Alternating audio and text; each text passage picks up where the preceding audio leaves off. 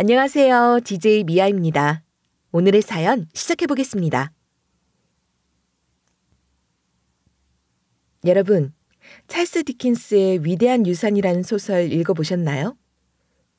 영화나 TV 시리즈로도 여러 번 만들어졌을 정도로 유명한 소설이잖아요. 저는 에단 호크랑 기네스 펠트로가 주인공으로 나오고 멕시코 감독인 알폰소 쿠아론이 감독을 했던 1998년 영화를 좋아해요. 오래된 영화이기도 하고 당시 혹평도 많이 받았다고 하던데 저는 그 영화의 반짝거리는 장면들을 많이 기억하고 있답니다. 영화 얘기를 하려는 건 아니고요. 소설을 보면 결국 피비 메그위치에게서 받은 위대한 유산은 막대한 자산이라기보다는 자아에 대한 인식, 즉 정신적 성장을 할 수 있게 되었다는 거 아닐까요? 그러니까 위대한 유산은 일종의 성장소설이라고 생각해요. 오늘 제가 여러분들에게 하고 싶은 얘기의 키워드를 말하라고 한다면 아마도 유산이 될 것 같아요. 저는 돌아가신 시모에게 제가 상상도 할 수 없는 큰 재산을 유산으로 상속받았지만 시모가 제게 남겨주신 것은 재산 이상의 것이라고 생각해요. 메그위치가 피백에 남긴 것처럼 말이에요. 시모와 저의 인연, 그리고 제 남편의 이야기를 하면서 부모 자식의 관계에 대해서 그리고 살면서 우리가 진정으로 추구해야 하는 가치에 대해서 이야기하고 싶습니다. 저는 30대 중반이고요. 강원도에서 나고 자랐어요. 제 입으로 이렇게 말하는 게 좀 그렇지만 자타공인 천성이 순한 편이라 별 말썽 없이 학교에서나 집에서나 하라는 거 하고 하지 말라는 거 안 하면서 착실하게 학창시절을 보냈어요. 대학 진학은 하지 않았고 지역은행에 취직했는데 얼마 후 친정엄마가 돌아가셨어요. 그래서 저는 미련 없이 나고 자란 곳을 떠나기로 결심할 수 있었던 것 같아요. 엄마는 처녀의 몸으로 아들만 둘이 있는 아버지의 재혼상대가 되어 결혼해서 저를 낳으셨거든요. 그런데 엄마와 나이 차이가 많이 났던 아버지는 엄마를 그다지 귀하게 여기지도 않았고 집안이라는 도우미 정도로밖에 여기지 않았어요. 그러니 이복 오빠들도 엄마를 무시하고 가정부 취급을 했죠. 그렇게 살았으니 제가 집이나 가족에 대한 애정을 가질 수가 있었겠어요? 그 집에서 나오고 싶은 마음이 간절했고 제가 돈을 벌어서 자립할 수 있게 되면 엄마랑 그 집에서 나와 둘이 살고 싶다는 생각뿐이었어요. 그런 생각으로 열심히 일했던 건데 엄마마저 돌아가셨으니 더 이상 그곳에 있을 이유가 없었죠. 그래서 바로 지역 이동 신청을 했는데 마침 저와 비슷한 경력으로 맞교환이 가능한 지역이 있다고 해서 지역은 어디라도 상관없다고 바로 동의했어요. 그래서 오게 된 곳이 지금 살고 있는 전라도의 이 도시랍니다. 도시의 모든 것이 낯설었지만 저는 그런 낯설음이 오히려 좋았어요. 강원도를 벗어난 적이 한 번도 없었기 때문에 낯설지만 새로운 모든 것이 좋기도 했고 아버지와 이복 오빠들을 보지 않아도 된다는 것이 제일 좋았어요. 그럴수록 엄마 생각이 더 많이 나긴 했지만 말이에요. 그런데 은행에 자주 오시는 고객님 가운데 엄마를 생각나게 하는 분이 계셨어요. 엄마보다 연세는 많으시지만 분위기나 목소리가 참 비슷한 분이셔서 뵐 때마다 기분이 좋아지더라고요. 그런데 그분도 저를 참 좋게 봐주시는 것 같았어요. 그분은 은행에 매일 오시는 분이셨는데 항상 현금 다발을 갖고 오셔서 입금하시는 걸 보면서 장사를 하시는 분이구나 싶었죠. 그래서 한 번은 제가 그렇게 안내를 드린 적이 있어요. 고객님, 은행이 문 닫은 밤에도 기계에 입금할 수 있는 거 아시죠? 그럼 알지, 알아요. 그런데 나는 이렇게 매일 아침 은행에 직접 와서 입금을 하는 게 좋아요. 그러면서 하루를 또 열심히 살 힘을 얻는 거거든. 그리고 나는 은행에 오는 게 참 좋아요. 이렇게 예쁜 아가씨가 더 예쁘게 웃는 얼굴을 보여주는 것도 좋고 말이에요. 그렇게 그분과는 한마디를 나누더라도 참 기분이 좋았던 것 같아요. 그러다 하루는 그분이 자기가 아는 식당에 밥 먹으러 한번 오라고 하셔서 가게 됐는데 규모가 그리 크지 않은 국밥집이었죠. 제가 외식을 거의 안 하거든요. 사 먹는 음식이 너무 자극적인 것도 싫고 양이 많아서 늘 남기게 되는 것도 별로여서 집에서 간단하게 챙겨 먹게 되던데 여기 국밥은 사 먹는 음식 같지 않게 담백하고 정말 맛있어요. 한 그릇 잘 먹었습니다. 저 국물 한 방울도 안 남기고 다 먹었잖아요. 맛있게 먹었다니 제일 듣기 좋은 말이네. 아, 여기 이 녀석이 내 아들이에요. 서울에서 공부하고 직장 다니다가 지금은 우리 가게에서 나를 도와주고 있거든. 우리 아들도 동네에 또래 친구가 별로 없으니까 둘이 친구하라고 소개하는 거예요. 국밥을 다 먹고 나니 그렇게 아들을 소개해 주시더라고요. 아마도 처음부터 아들을 소개하고 싶은 생각에 저더러 국밥을 먹으러 오라고 그렇게 말씀하셨던 것 같아요. 그분은 체구가 작고 아담한 편이신데 아들은 그분 아들이 맞나 싶게 키도 크고 체격도 좋은 사람이었어요. 남자답고 사교적인 성향이기도 했고요. 덕분에 타지 출신인 제게 그 지역의 여러 정보를 알려주기로 하면서 가까워졌고 그렇게 저는 결혼까지 하게 됐습니다. 남편은 저보다 5살 연상으로 서울에서 대학을 나왔다는데 다시 고향으로 돌아와 시모의 일을 돕고 있는 거였어요. 남편과 처음 연애를 시작하게 됐을 때만 해도 저는 시모가 장사가 좀 잘 되는 동네 국밥집 사장님 정도인 줄 알았거든요. 근데 알고 보니 규모가 상당한 요식업을 하고 있는 분이셨지 뭐예요? 정말 대단하세요. 국밥집 하나만 해도 장사가 워낙 잘 되니 일이 보통 많은 게 아니실 텐데. 그래서 저는 그것만으로도 정말 대단하시다고 생각했거든요. 그런데 어떻게 이렇게 많은 일들을 다 처리하시는 거예요? 정말 존경스러워요. 시작은 이 국밥집이었어. 그러니까 여기가 본점이지. 이렇게 작은 가게에서 시작해서 분점을 몇 군데 더 냈는데 국밥도 국밥이지만 김치랑 깍두기가 워낙 맛있어서 그걸 팔려고 하는 사람들이 정말 많더라고.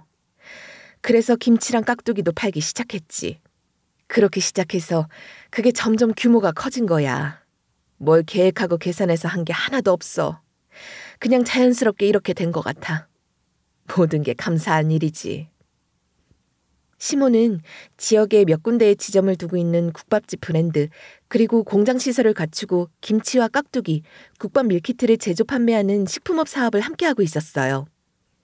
시모가 하는 사업들은 전국적으로 잘 알려진, 그러니까 이름만 들어도 다 알 정도로 유명하거나 그러지는 않았지만 맛잘알인 매니아층을 형성하고 있었기 때문에 탄탄한 사업이라고 할 수 있었어요.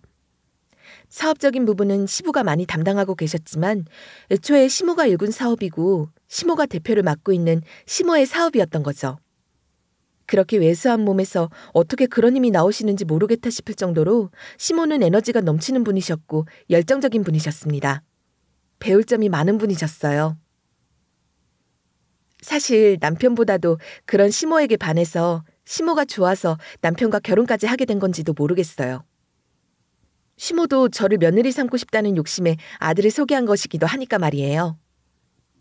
남편은 고향에 내려와 시모의 회사에서 일을 배우기 시작한 입장이었는데 시댁 재력으로 외아들 신혼집 하나 마련해 주시는 게 큰일은 아니었겠지만 제가 시댁에 들어가서 살고 싶다고 했어요.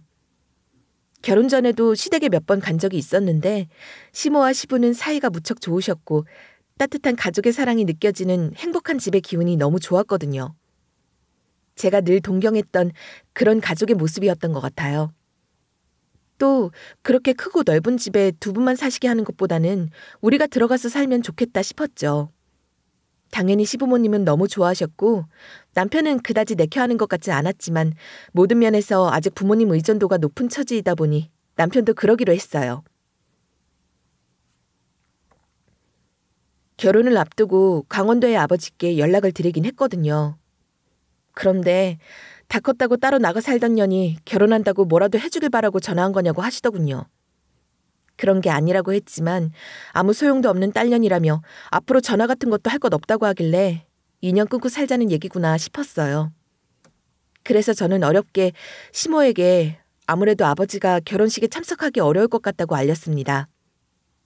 저와 어느 정도 유대감이 있었던 만큼 시모는 저희 집 사정을 이미 알고 계셨고 너무 마음 쓰지 말라며 저를 더 위로해 주셨어요. 시부도 시모와 마찬가지로 저희 상황들을 잘 이해해 주셨고 두 분은 앞으로 우리가 네 부모가 되어주겠다고 하셨답니다. 그렇게 결혼해 시부모님을 제 부모님이라 생각하고 마음을 다해 살았던 것 같아요. 어느 정도 짐작은 하셨겠지만 남편은 그리 성실한 사람은 아니었어요. 그럼에도 나름 부잣집 아들이라는 허세는 있어서 씀씀이가 큰 편이었고 걸핏하면 시부모님께 돈을 해달라고 했어요. 그래도 시모 회사에 다니면서 일을 배우고는 있었는데 그마저도 못 해먹겠다고 나오기 시작한 거죠. 엄마, 나 정말 더 이상은 못하겠어요. 나는 선천적으로 남 밑에서 일할 체질이 아니라니까. 이제 진짜 더 이상은 못 해먹겠고 내 사업 해야겠어요. 네가 무슨 남 밑에서 일하는 서름을 안다고 그러니? 엄마 회사라고 네 멋대로 구는 거 엄마가 모를 줄 알아? 그리고 사업은 무슨 사업이야. 사업 자금은 있고? 엄마는 무슨... 내가 돈이 어딨어. 엄마가 해줘야지. 당연한 소리를 하고 그래요. 세상에 당연한 게 어딨니? 그래, 어디 사업 아이템이라도 한번 내놔봐. 투자할 가치가 있는 사업인지 아닌지 엄마가 한번 드러나 보자. 누가 들어도 투자해줄 것 같은 사업 계획서가 있으면 아무한테나 투자 받겠지. 그게 아니니까 엄마한테 부탁하는 거 아니에요. 엄마니까 이 아들 한번 믿어주세요. 내가 월급쟁이 할 체질이 아니어서 그렇지 내 사업 시작하면 얼마든지 잘할 수 있다니까. 친구들이 다 그래. 나는 사업가 기질이 있는 놈이라고. 경험도 없이 사업은 무슨 사업이야. 그렇게 아무거나 덜컥 버리려고 하지 말고 정 그렇게 네 사업이 하고 싶으면 국밥집 분점을 하나 내줄 테니까 그걸 맡아서 해봐. 그렇게 시작해서 경험부터 좀 쌓아보란 말이야. 엄마는 진짜 가오 빠지게 국밥집이 뭐야. 애당초 그런 거랑 나랑은 안 맞는 거라니까. 나 참... 그러니까 회사도 못 다니겠다고 하는 거예요. 국밥집은 됐고 내 사업할 수 있게 제대로 좀 밀어주세요. 나 엄마 아들이잖아. 잘할 수 있어요. 자기 엄마 회사 다니면서 사장 아들인 거 엄청 티내면서 완전 편하게 회사 생활한 거 다 아는데 그러면서도 남 밑에서 일하는 거 못 해먹겠다면서 그저 부모 믿고 사업자금 타령이나 하는 남편을 보면서 어이가 없더라고요. 배가 불러도 제대로 불렀다 싶었죠. 저도 시모와 생각이 같았고 남편이 경험을 좀 쌓으면서 사업이든 뭐든 해낼 수 있는 능력을 갖춰가길 바랐지만 남편이 매일같이 사업자금을 해내라고 난리를 치니 시부모는 결국 재산 일부를 증여 형태로 지원해 주시기로 하더라고요. 그리고 그걸로 남편이 시작한 사업이라는 게 결국은 카페였습니다. 엄마는 정말 이왕 증여를 하는 거면 통 크게 좀 해줄 것이지. 지금 받은 걸로는 턱없이 부족해. 아니, 어머님이 증여해 주신 돈이 적다고 지금 입이 대빨 나오는 거야? 그게 말이 돼? 특별할 것도 하나 없이 카페 하나 차려보겠다고 막무가내로 때를 쓴 거나 다름없는데 지금 지원해 주신 돈도 정말 큰 돈이야. 계약한 상가만 해도 대체 몇 평짜리야? 그렇게 큰 카페를 할 수 있는 충분히 큰 돈이라고. 개인 카페는 살아남기가 얼마나 힘든지 몰라서 그래? 그냥 잘 나가는 프랜차이즈 카페 하는 게 속 편한데 이건 뭐 일일이 신경 쓸 것도 너무 많고 잘 된다는 보장도 없고 이러니 내가 힘이 나겠냔 말이야. 내 말이 틀려? 응, 너무 틀려. 너무 틀렸어. 당신보다 훨씬 적은 돈으로 카페 창업하는 사람들도 얼마나 많은데 이 정도로 큰 돈을 지원받아 놓고도 부족하다 소리를 하는 게 말이 되냐고. 프랜차이즈 카페? 어머님이 지원해 주신 자금이면 웬만한 가성비 프랜차이즈, 테이크아웃 위주로 하는 실속 있는 카페는 얼마든지 할 수 있어. 그런데 그거 싫다면서. 번듯하게 인테리어도 해놓고 널찍한 프랜차이즈 카페 차리고 싶어서 이러는 거잖아.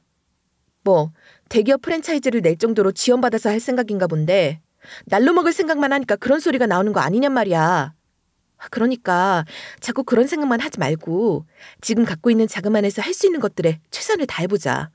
나도 도울 수 있는 건 도울게. 어머님이 어떻게 해주신 자금인데 열심히 해야지. 안 그래? 너는 어떻게 하는 말도 우리 엄마랑 그렇게 똑같니? 그러니 엄마가 마음에 쏙 들어서 며느리 삼고 싶어 했겠지. 내 사업은 내가 알아서 할 거니까 걱정하지 마. 신경 끄라고.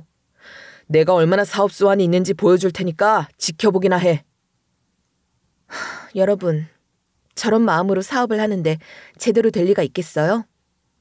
남편 하는 일에 시작부터 초를 치는 게 아니라 정말 한심하기 짝이 없었습니다. 그놈의 카페인지 뭔지는 당연히 얼마 안 가서 망했고 그 뒤로도 또 시부모님을 졸라서 지원을 받아내어 위스키바를 하나 시작했다가 말아먹더니 먹는 장사는 아무래도 자기랑 안 맞는다면서 게임 사업이 대세 아니냐고 그걸 해보겠다는 거예요. 하는 꼴이 정신 상태가 영 글러먹은 것 같았어요. 아니 무슨 그쪽으로 아는 것도 없고 기술도 없으면서 뜨는 사업이라고 뛰어들면 다 되는 게 아니잖아. 당연하지. 아유, 걱정 마. 실무 담당할 친구가 있으니까 하려고 하는 거야. 그 친구랑 동업할 거야. 그 친구가 학교 어디 나왔는지 알아? 유학도 갔다 왔다고. 그러니까 이번에는 제대로 된 투자를 하는 거야.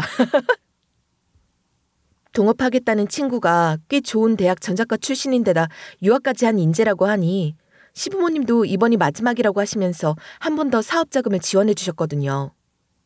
그런데 그게 제대로 된 게임 사업이 아니라 불법 게임, 말하자면 도박 사이트 같은 걸 운영하는 거였더라고요. 세상에 기가 막혀서 하다 별짓을 다 하는 거죠. 잘못하다간 경찰서 들락거리며 남편 옥바라지까지 하게 되는 거 아닌가 싶었어요. 시부모도 너무 놀라셨고 화도 많이 내셨습니다.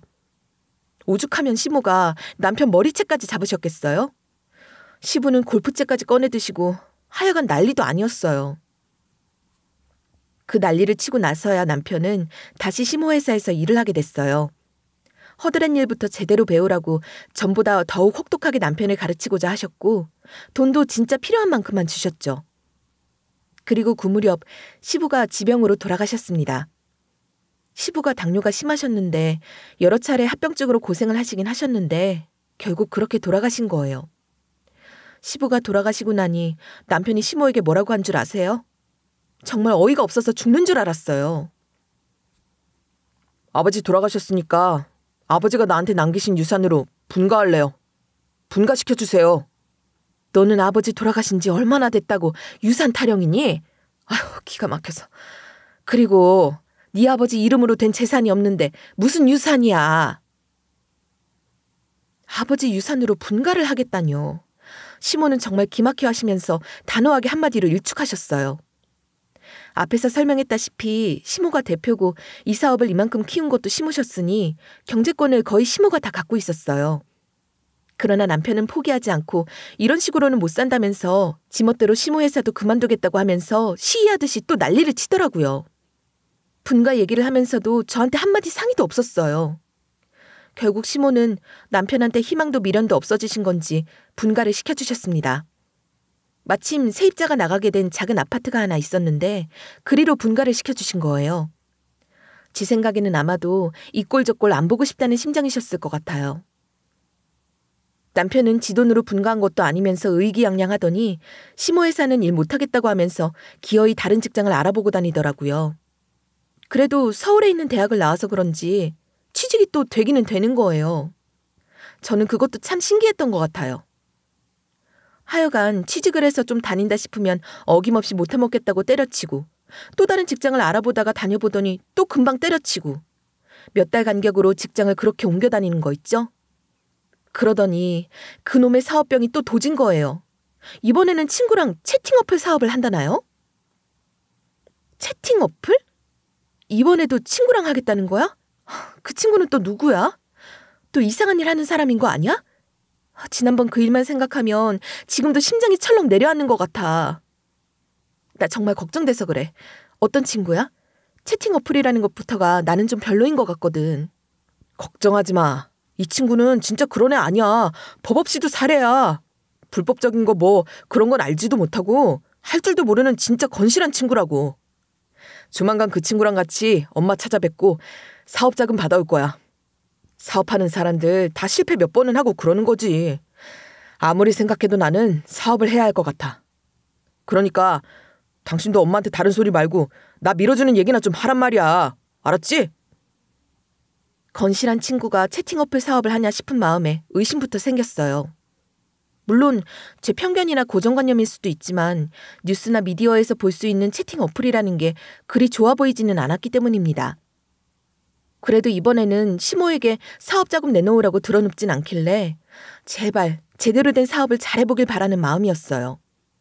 저는 뭐 그런 쪽으로는 아예 몰라서 처음에 채팅 어플이라고 할 때는 또 무슨 불법적인 건 아닌가 걱정했는데 다행히 그런 건 아니라고 하더라고요. 무슨 그런 어플을 기반으로 사기를 치는 사기꾼들이 있긴 하겠지만 그런 어플을 운영하는 것 자체는 불법이 아닌 거죠.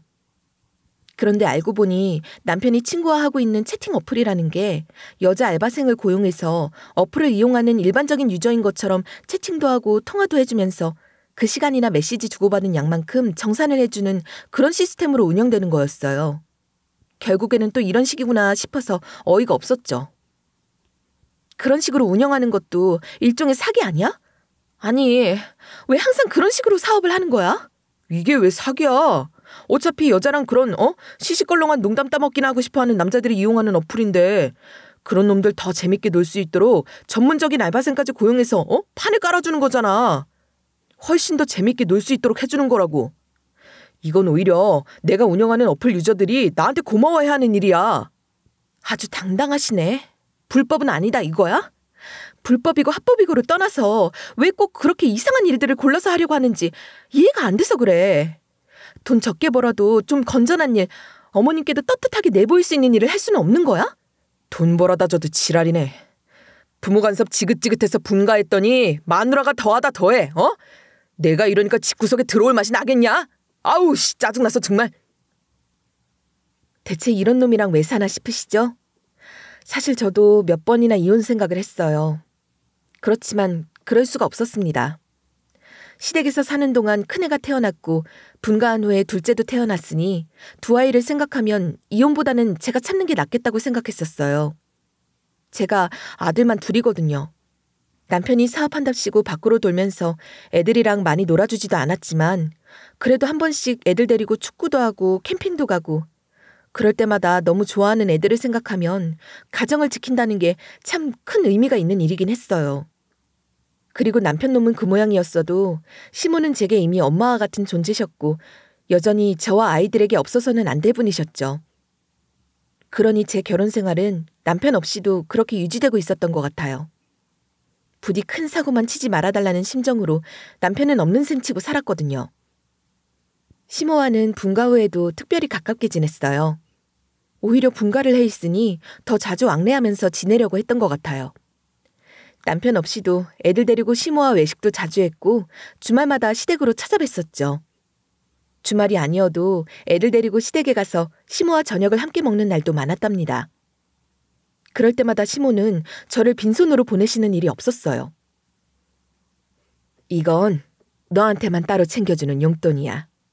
애비한테는 말하지도 말고 그놈한테는 뭐 해줄 것도 없으니까 너랑 애들 맛있는 거 사 먹고 계절 바뀌었으니 옷도 사고 필요한 거 사렴. 알겠지? 철마다 한 번씩은 꼭 목돈을 넉넉하게 챙겨주시면서 그렇게 말씀하시곤 하셨어요. 남편이 없었으니 완전하다고는 할 수 없었지만 저는 그런 생활에도 만족하며 행복하다고 느끼며 살았던 것 같아요. 그런데 그런 시모의 건강에 적신호가 켜진 거예요. 시모가 쓰러졌다는 연락을 받고 병원으로 달려갔는데 시모는 폐암 선고를 받으셨습니다. 담배는 입에도 댄 적이 없는 시모인데 평생을 주방에서 일하시면서 안 좋은 것들에 많이 노출되셨던 건가 싶어서 마음이 더 아팠어요. 폐암이 예후가 좋지 않은 암에 속하긴 하지만 치료해 볼 수 있는 것들이 있었으니 그것만으로도 감사하다고 생각했어요. 그렇지만 시모는 치료 과정을 너무 힘들어 하시더라고요. 암의 크기를 줄여서 수술을 하려고 항암 치료를 먼저 받으셨는데 3차에 걸친 항암 치료 과정 동안 시모의 체력은 거의 바닥을 친 거나 다름없었죠. 게다가 고생을 너무 심하게 하시면서 의지마저도 많이 상실하셨던 거예요. 항암 치료를 통해 암세포 크기는 줄였을지 모르지만 수술을 받을 수 있는, 수술을 이겨낼 수 있는 몸 상태가 전혀 아니셨거든요. 그래서 다시 체력을 회복하시느라 한참을 허비했는데 그러면서 항암 치료를 한 차례 더 추가해야 했고 이렇게 쓰다 보니 저도 그 과정이 생각나서 한숨이 절로 나네요. 정말이지 제가 생각해도 당시 시모의 상태는 지리멸렬 그 자체였던 것 같아요. 그렇게 힘든 시간을 보내는 동안 남편이란 놈은 병문안은커녕 시댁에 한번 와보지도 않았어요. 사업이 잘 되고 있어서 바쁘다는 게 핑계였지만 시모도 저도 그 말을 고지곳대로 듣지 않았죠. 그렇잖아요. 아무리 바빠도 아픈 어머니 병문안 한번 오는 게 힘들 정도로 바쁠 수는 없는 거 아니겠어요? 마음만 있다면 자는 시간을 줄여서라도 얼마든지 할 수 있는 일이었을 거예요. 남편에게는 시모에 대한 그런 마음조차도 없었던 거죠. 누구보다도 시모가 그걸 제일 잘하셨을 테고 그런 시모를 곁에서 지켜보는 제 마음도 너무 아팠고 송구스러웠습니다. 남편과는 상관없이 저는 매일 시모 병문안을 하며 힘이 되어드렸고 시모는 그 힘든 치료 끝에 수술까지 잘 견뎌내셨어요. 정말 대단하시다, 너무 다행이다 싶었죠. 다만 암이라는 것이 언제 재발할지 모르는 것이고 시모의 경우 상황이 그리 좋은 것이 아니었기에 시모도 저도 조마조마하면서 시간을 보냈던 것 같아요. 결국 시모의 암은 재발하고 말았어요. 의사가 하는 말을 들어보니 이전보다 훨씬 더 심각한 것 같더라고요. 전보다 더 혹독한 치료 과정을 견디셔야 했고 전보다 완치 생존 확률은 현저히 낮은 현실에 처한 거였습니다. 에미야, 나는 그 힘든 치료를 다시 받으면서 남은 시간을 고통 속에 끔찍하게 보내기가 싫어. 그러고 싶지가 않아. 남은 시간 동안 하고 싶은 거 하고 우리 애들도 마음대로 만나고 그렇게 편안하게 지내다가 네 시아버지 곁으로 가고 싶구나. 어머니, 그게 무슨 말씀이세요? 그렇게 다 포기하실 정도로 절망적인 상황도 아닌데 치료를 포기하신다는 건 말도 안 돼요. 치료 잘 받으셔서 다시 건강해지시고 그렇게 오래오래 사셔야죠. 그래야 우리 애들 대학 가는 것도 보시고 장가 가는 것도 보실 거 아니에요. 내 몸은 내가 잘 알아. 이번에는 아무리 치료를 받아도 나아질 것 같지가 않아. 내 말이 맞아. 그러니까 에미야, 나 더 힘들게 하지 말고 내가 하고 싶은 대로 할 수 있게 해주렴. 네가 아니면 누가 나를 도와주겠니? 시모는 이미 확고하게 결심이 서신 상태였죠. 본인이 치료 의지가 없으면 어찌할 도리가 없는 거잖아요. 암이라는 무서운 병과 싸울 때는 환자의 의지가 치료의 과정이나 결과에 큰 영향을 끼치는 건데 제가 아무리 눈물로 호소하고 시모를 설득해보려고 해도 어쩔 수가 없었어요.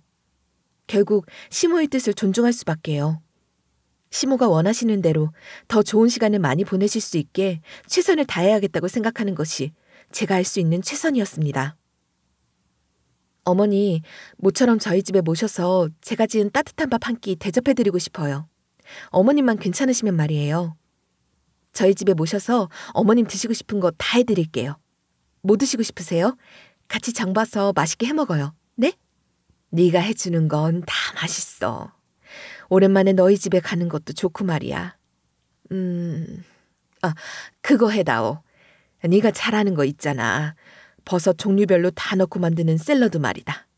그게 먹고 싶구나. 에이, 겨우 버섯 샐러드예요? 좋아요. 몸에 좋은 버섯 잔뜩 넣고 맛있게 해드릴게요. 같이 먹을 고기도 좀 사고 된장찌개 끓여서 맛있게 먹어요, 어머님. 자꾸만 눈물이 나려고 해서 정말 힘들었어요. 시모에게 우는 모습을 보여드리고 싶진 않았거든요. 그렇게 겨우 장을 봐서 시모와 함께 집으로 들어갔는데 어쩐 일로 남편이 일찍 와 있더라고요. 시모가 치료를 받는 동안 얼굴 한번 비춘 적도 없었으면서 시모의 건강에 대한 안부는커녕 틱틱거리면서 시모를 맞는 남편은 정말 구제불능이었어요. 어쩐 일이세요? 이 시간에 여기를 나오시고? 요즘 장사가 잘 안 돼요? 한가하신가 봐요? 금전적으로 지원을 끊어버린 시모에게 못마땅하다는 티를 내는 건데 아니, 지가 유딩도 아니고 초딩도 아니면서 어떻게 저럴 수가 있나 싶었어요.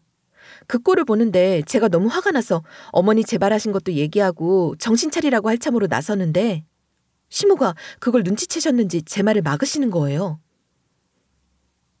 어차피 이 집도 내 이름으로 된 내 집인데 내 맘대로 오지도 못하니? 내가 원하면 언제든지 올 수 있는 내 집이야. 너야말로 이 시간에 어떻게 집에 있니? 일이 바쁘다고 하더니 말이다. 항상 감탄하는 거지만 작은 체구에서 어떻게 저런 카리스마가 나오는 건지 신기해요. 문제는 시모가 그렇게 말씀하시는데도 남편 놈은 정신을 못 차린다는 데 있었죠. 사업자금 좀 도와달라고 하는 건 들은 척도 안 하고 모른 척 하시더니 며느리랑 손주는 보고 싶으신 모양이에요?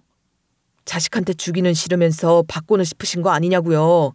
주기는 싫고 받고만 싶은 건 도둑놈 심보라고 엄마가 늘 얘기하시면서 지금 엄마가 하고 있는 게 도둑놈 심보랑 다를 게 뭐야?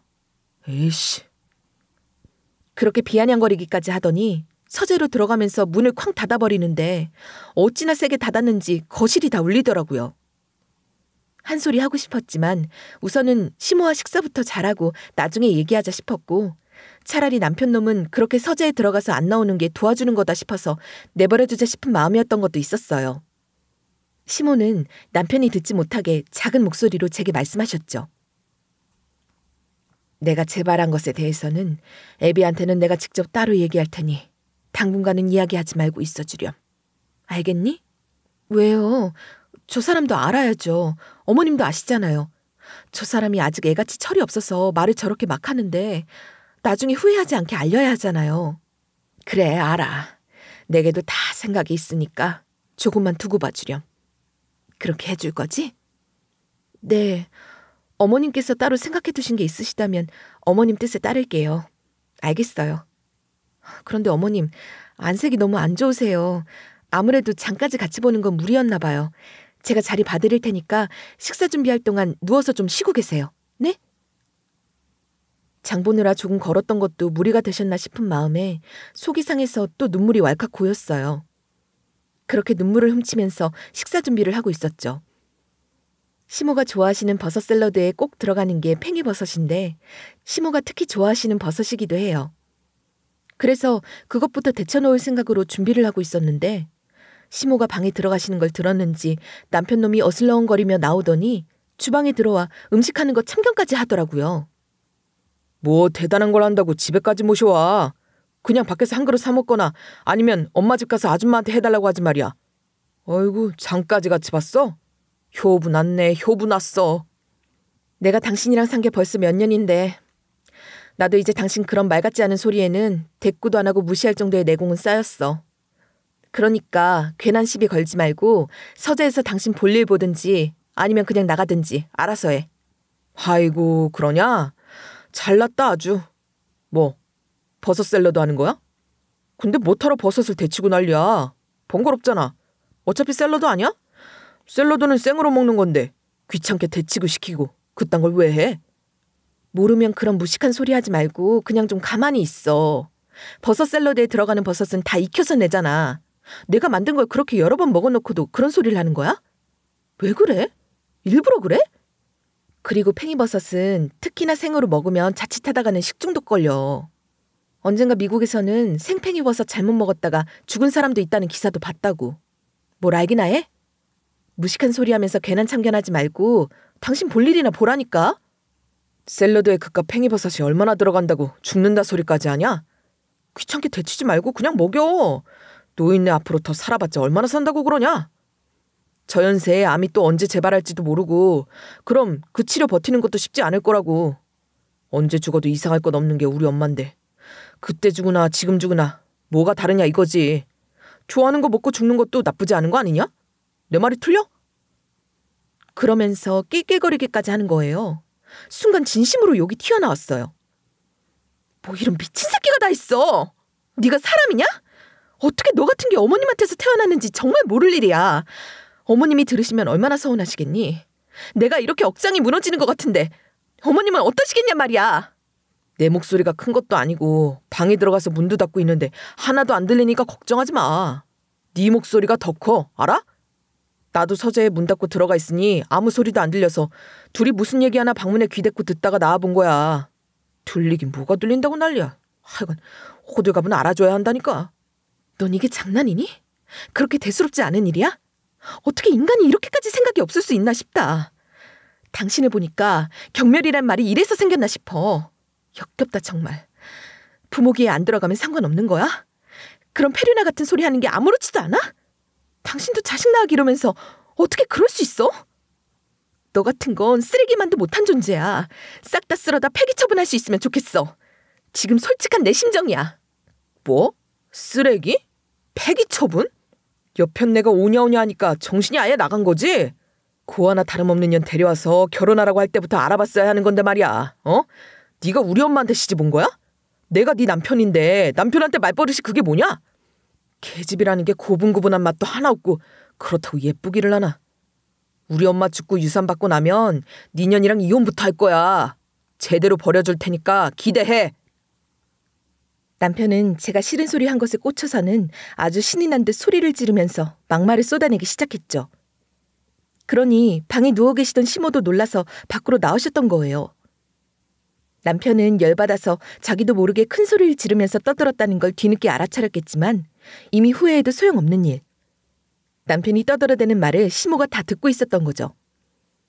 시모는 무섭게 화가 난 표정으로 남편 놈 뺨을 대차게 후려치는 걸로 시작하셔서 연이어 5대를 올려버리시더군요. 진짜 그런 힘이 어디서 나오시는 건지 모르겠어요. 짐승만도 못한 놈. 너 같은 놈을 그래도 자식이라고 인간 취급해주면서 인간 되길 바랐던 내가 잘못한 거다. 진작부터 알고 있었지만 오늘로서 확실하게 깨달았고 결심했다. 내가 죽으면 내 재산 니놈한테 고스란히 가게 둘 것 같으냐? 그 꼴은 못 본다. 절대로 그렇게 내버려두지 않을 게야. 내 재산은 다 내 며느리랑 손자들에게 물려줄 작정이다. 내가 죽기 전에 그것만큼은 확실하게 해놓고 죽을 거야. 그렇게 안 해놓으면 눈 못 감지. 네가 나 죽으라고 고사를 지내면서 기다려봐도 아무 소용없을 거야. 너한테는 콩고물 하나 안 떨어지게 내가 철저하게 해놓고 죽을 거다, 이놈아.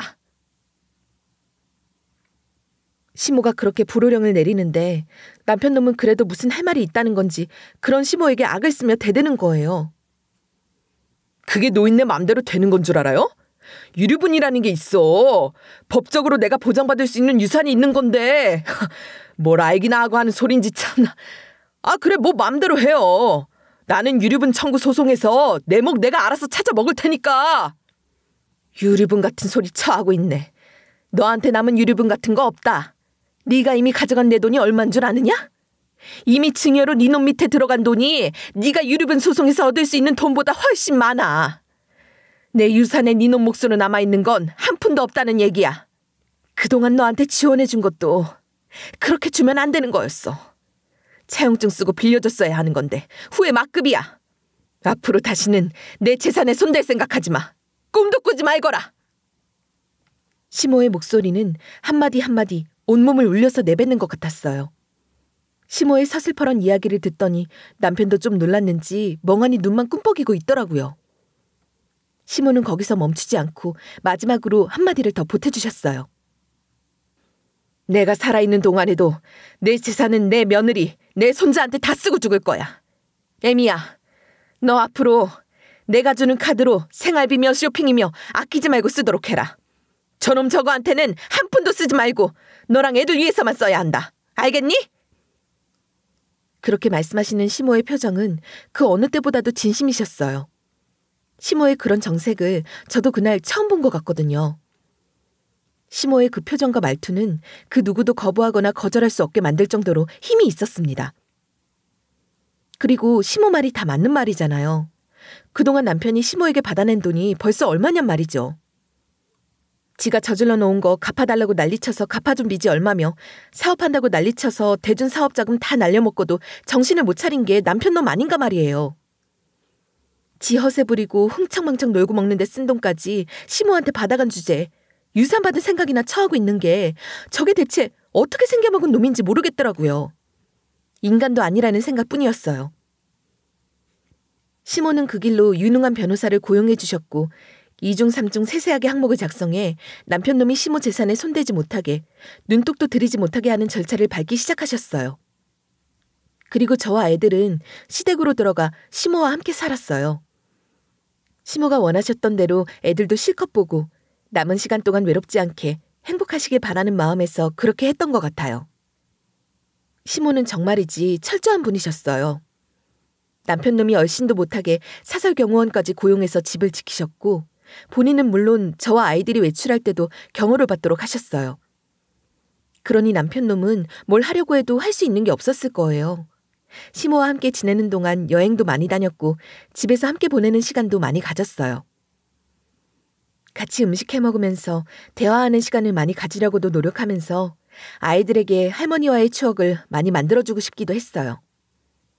그렇게 행복한 시간을 보냈지만 그 시간이 영원히 계속될 수는 없었습니다. 시모가 돌아가시고 재산 상속 절차가 시작됐던 거죠. 남편은 당연히 가만히 있지 않았어요. 말했던 대로 유류분 청구 소송을 걸어왔지만 시모 생전에 이미 증여로 상당한 재산이 남편에게 갔던 부분과 시모가 2중 3중으로 단속을 잘해놓은 유언장 덕분에 남편에게 돌아갈 유류분은 한 푼도 없었습니다. 참고로 남편은 소송을 하면서 더 충격적인 사실을 알게 되고 발악을 했습니다. 그게 뭐냐고요? 시모가 첫 번째 암 치료를 받을 때 시모가 운영하던 회사 지분을 저한테 옮기고 있었습니다. 남편은 그 사실을 알고는 찾아와서 아주 발악을 하면서 따지더라고요. 네가 뭔데 엄마 회사 지분까지 다 너한테 간다는 거야? 사실대로 말해봐. 너 우리 엄마한테 무슨 짓을 한 거야? 말 조심해. 무슨 짓이냐니. 어머님이 그렇게 말씀하셔서 나는 당연히 회사를 운영할 자신이 없다고 했어. 그런데도 어머님은 전문 경영인을 두면 되고 어머님이 살아계시는 동안은 꼼꼼히 체크하면서 도와주시겠다고 하면서 너무 걱정하지 말라고 하셨어. 어머님이 그렇게 고통스럽게 치료를 받으시는 동안 코빼기도 보이지 않는 아들놈한테 환멸을 느끼신 거지. 나 같아도 그런 놈한테 회사를 물려줄 수는 없었을 거야. 어머님은 이미 그때 마음을 굳히셨고 회사부터 나한테 넘겨주시기 시작하셨던 거야. 뭐? 벌써 그때부터 그런 일이 있었던 거면 나한테 진작 말을 했어야지. 엄마 뒤에 숨어서 엄마 뜻이었다고 하면 다야? 이거 다 네가 엄마한테 소삭거려서 얻어낸 거 아니냔 말이야. 나는 절대로 인정할 수 없어. 네가 우리 엄마한테 이상한 소리에서 부당하게 얻어낸 거라는 거 내가 밝혀내고 말 거야. 각오해. 그러시든지 말든지 마음대로 해. 그렇게 소송 비용만 더 축내게 되겠지만 뭐 내 할 바 아니잖아? 나한테 와서 이러기 전에 제발 스스로를 좀 돌아봐. 당신이 조금만 더 일찍 깨달았다면 어머님께서 그렇게까지 하시진 않으셨을 거야. 나나 아이들에게도 남편이나 가장으로서 조금만 믿음을 줬더라도 나는 끝까지 당신을 포기하지 않았을 거야. 그렇지만 네가 하는 말과 행동들을 보면서 나도 어머님도 확신했지. 너는 정말 인간 쓰레기야. 너 같은 인간에게는 단 한 푼도 혜택이 돌아가게 하고 싶지 않아. 어머님 뜻에 따라 나도 철저하게 그렇게 하기 위해 최선을 다할 거야. 제가 받은 시모회사 지분은 유류분에서 제외되는 걸로 인정받았어요. 매일같이 제가 시부모를 병문안 가고 그랬잖아요.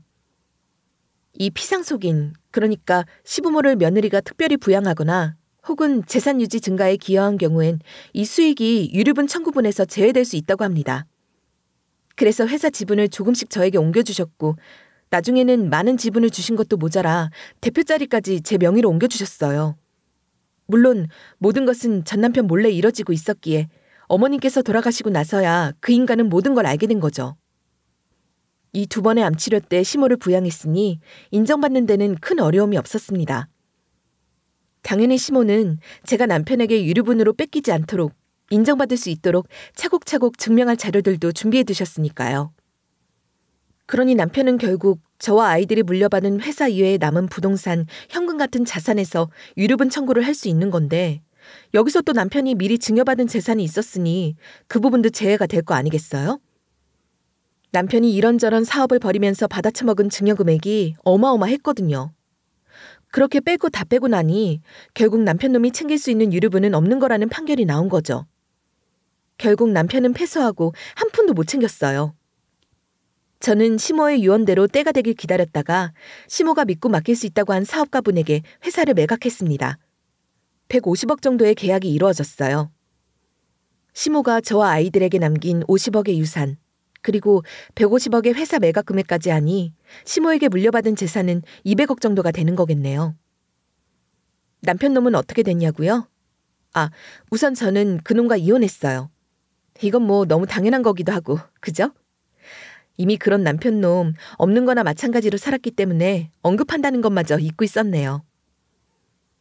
시모가 돌아가시고 남편 놈이 유류분 청구 소송 진행할 때 어차피 법원 드나들어야 하니까 그때 같이 해치우고 싶어서 이혼 소송을 진행하려고 했죠. 그랬더니 그때 남편 놈이 찾아와서 뭐라고 했는지 아세요? 네가 원하는 대로 이혼해 줄 테니까 유산에서 일정 부분 조금이라도 좀 떼어줘. 솔직히 인간적으로 그 정도는 해줘야 하는 거 아니니? 지금 인간적으로라고 했니? 네 입에서 그런 소리가 나오니까 그냥 우습다. 나 좀 웃어도 되지. 넌 지금 그게 무슨 딜이 된다고 생각해서 딜을 치려고 하는 거니? 어림없는 소리 하지도 마. 어머님이 남기신 유산은 내 투기 재산이야. 그러니까 너한테 돌아갈 목 따위는 없어. 떼어주긴 뭘 떼어줘. 웃기고 있네 정말. 투기 재산이라고 전부 재산 분할해서 제외되는 건 아니잖아. 그러니까 법정에서 돈 써가며 골치 아프게 시간 낭비하지 말고 우리끼리 좋게 합의해서 해결하자는 거 아니야. 그래, 너 말 잘했다. 특유 재산이라도 네가 기여한 부분이 있으면 분할 대상이 될 수 있겠지. 그런데 네가 기여한 게 뭐가 있니? 하다못해 전업주부라도 집안일한 걸로 기여도를 인정받을 수 있는 거거든. 너도 어디서 그런 소리를 듣고 와서 나한테 이러는 거겠지만 안타깝게도 네가 기여한 게 아무것도 없다고. 알겠니? 네가 살림을 한 것도 아니고 육아도 다 나 혼자 했고 그렇다고 회사 일에 기여한 것도 없잖아? 생각해보니까 말이야. 네가 망나니처럼 살아준 덕분에 내 투기 재산을 빼앗기지 않고 지킬 수 있는 것 같네. 고맙다, 이 쓰레기야. 참 아이러니한 일이죠? 인간 같지 않은 그 인간이랑 사는 게 그렇게 힘들었는데 그 덕분에 시모가 제게 주신 재산을 그대로 지킬 수 있게 된 거니까 말이에요. 남편놈이 내미는 카드는 아무런 힘이 없었고 저는 그냥 소송으로 깔끔하게 처리할 작정이었어요. 그랬더니 남편은 그럼 양육비만이라도 포기해달라면서 그럼 그냥 합의해주겠다고 하더라고요. 그래서 그렇게 협의 이혼했습니다. 소송 과정이 싫기도 했고 소송으로 위자료 내 양육비 내 최대한 뜯어내겠다는 생각도 아니었고 어차피 남편은 개털인데다 시모에게 받은 유산이 있으니 저는 그냥 이혼 자체가 목적이었잖아요. 남편 놈 근황 이야기로 다시 돌아가자면 그놈은 시모가 암에 걸렸을 때 이미 시모 죽으면 그 재산 다 지 거라고 설레발치며 돌아다니기 시작했고 같이 사업하던 친구놈이랑 작당해서 투자자 끌어모아 또 뭐를 해보겠다고 일을 잔뜩 벌여둔 모양이더라고요. 이젠 놀랍지도 않아요. 유산으로 받을 수 있는 돈은 땡잔 한 푼 없었으니 그건 고스란히 빚으로 남았겠죠? 투자자들한테 사기 고소 무더기로 당하고 그 친구놈이랑 나란히 감방 갔어요. 감옥에서 교활하는 게 될지 모르겠지만 출소해서 먹고 살려면 뭐라도 해서 돈을 벌어야 할 테니 이제라도 그렇게 인생 공부 제대로 해서 정신 차리고 나오면 좋겠네요. 저는 시모가 남겨주신 200억이라는 재산보다 더 소중한 가르침들을 기억하며 살 거랍니다. 제 아이들도 그렇게 키울 작정이고요. 부모 능력만 믿고 부모 재산이 지 재산인 것처럼 세상을 쉽게 생각하던 남편은 결국 부모의 존재마저도 부정하는 페르네가 되고 말았잖아요. 저는 제 아이들이 무엇보다도 바른 생각을 하는 사람으로 자랄 수 있도록 최선을 다할 거예요. 그러려면 저부터 그렇게 살아야겠죠? 시모가 남긴 재산으로 좋은 일을 하면서 저 스스로 더욱 발전할 수 있는 계기를 끊임없이 만들면서 살고 싶어요. 제 얘기 끝까지 들어주셔서 너무너무 감사드리고요. 더불어 많이 응원해주세요. 감사합니다.